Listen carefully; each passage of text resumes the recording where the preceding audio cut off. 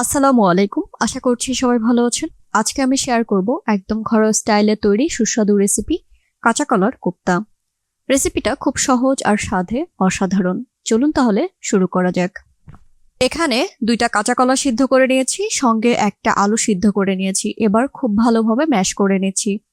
দেখাই যাচ্ছে আমি কিভাবে করে ম্যাশ করে নিয়েছি। এবার অন্য একটা ফ্রাই প্যানে তেলে পেঁয়াজ ভেজে নিচ্ছি। আস্ত জিরা দিয়ে দিয়েছি হাফ চা চামচ, বিট লবণ দিয়েছি হাফ চা চামচ এবং এমনি লবণ দিয়েছি হাফ চা চামচ। এবার এখানে কাঁচামরিচ দিয়ে দিয়েছি। লবণটা কিন্তু পরিমাণ মতোই দিতে হবে, যেন কম বেশি না হয়।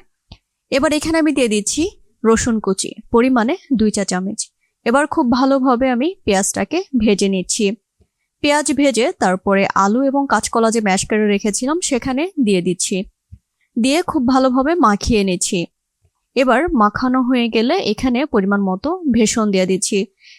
এখানে চাইলে ভেষণ অ্যাড করা যেতে পারে অথবা ভেষণটাকে স্কিপ করা যেতে পারে। এখানে চালের গুঁড়ো ব্যবহার করা যাবে, কর্নফ্লাওয়ারও ব্যবহার করা যাবে, যেটা ভালো মনে হয় সেটাই ব্যবহার করা যাবে। আমি এখানে ভেষণ ব্যবহার করেছি। এবার এখানে আমি কোপ্তার শেপ করে নিচ্ছি। আর কোপ্তা শেপ করার সময় হাতে অবশ্যই একটু তেল মাখিয়ে নিতে হবে, না হয়তো হাতের মধ্যে লেগে যাবে। এর জন্য তেল মাখিয়ে নিয়েছি। একে একে সবগুলো কোপ্তা রেডি করা আমার হয়ে গিয়েছে। এবার অন্য একটা প্যানে আমি এখানে তেল দিয়ে দিয়েছি। এখানে সবগুলো কোপ্তা ভেজে নিচ্ছি। কোপ্তা ভাজার সময় অবশ্যই ব্রাউন কালার করে নিতে হবে, তাহলে কিন্তু কোপ্তাটা একটু মজবুত হবে, ভেঙে যাবে না। দেখাই যাচ্ছে আমি কিভাবে করে কোপ্তাগুলোকে ভেজে নিচ্ছি। এবার অন্য একটা প্লেটে তুলে নিচ্ছি। এভাবে করে সবগুলো কোপ্তা আমি ভেজে নিয়েছি। এবার চলে যাচ্ছি পুরোপুরি কোপ্তা রান্নাতে। এখানে তেলে পেঁয়াজ ভেজে নিচ্ছি, সামান্য পরিমাণ পানি দিয়েছি মশলা কষানোর জন্য।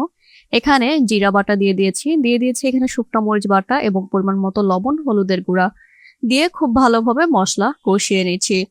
মশলা যখন খুব ভালোভাবে কষানো হয়ে যাবে এখানে আমি কোপ্তা দিয়ে দিচ্ছি। এভাবে চারিদিকে একটু ছড়িয়ে দিতে হবে, যেন একটার সঙ্গে একটা লেগে না যায়, আর হালকা করে একটু নেড়ে দিতে হবে। একটু খেয়াল রাখতে হবে কোপ্তাগুলো যেন নাড়ার সঙ্গে সঙ্গে ভেঙে না যায়, সেই দিকটাতে খেয়াল রেখে তারপরে কোপ্তাগুলোকে নাড়াচাড়া করতে হবে।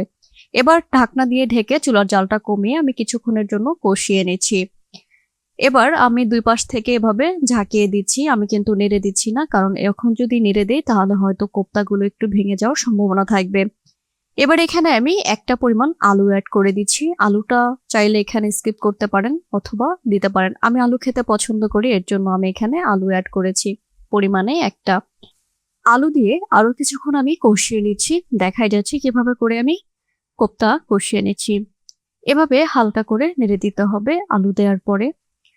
এবার পুরোপুরি রান্নার জন্য পরিমাণ মতো পানি দিয়ে দিচ্ছি। পানিটা পরিমাণে অল্প দিয়ে দিচ্ছি, কারণ বেশি পানি দিলে কোপ্তাটা কিন্তু একদম নরম হয়ে যাবে, তখন ভেঙে যাওয়ার সম্ভাবনা থাকবে। তরকারি যখন ফুটে আসছে আমি উপর থেকে ধনিয়া পাতা কুচি দিয়ে দিচ্ছি। এখানে কিন্তু গরম মশলা গুঁড়াও ব্যবহার করতে পারেন, আমি এখানে ধনিয়া পাতা কুচি ব্যবহার করেছি। এবার ঢেকে দিচ্ছি কিছুক্ষণের জন্য। ইতিমধ্যে আমার কাঁচা কলার কোপ্তা কারি রেডি হয়ে গিয়েছে। প্রিয় দর্শক, এই ছিল আমার আজকের কাঁচা কলার কোপ্তা কারি রেসিপি। আশা করি রেসিপিটা আপনাদের ভালো লেগেছে। রেসিপিটা যদি ভালো লাগে তাহলে অবশ্যই একটা লাইক দিন এবং বন্ধুদের সাথে শেয়ার করুন। কমেন্টে জানাতে ভুলবেন না আমার এই রেসিপিটা কেমন হয়েছে। পরবর্তী রেসিপিতে আবার দেখা হবে ইনশাল্লাহ। সবাই ভালো থাকবেন, সুস্থ থাকবেন। সবাইকে অসংখ্য ধন্যবাদ আমার ভিডিওটা দেখার জন্য। আল্লাহ হাফেজ।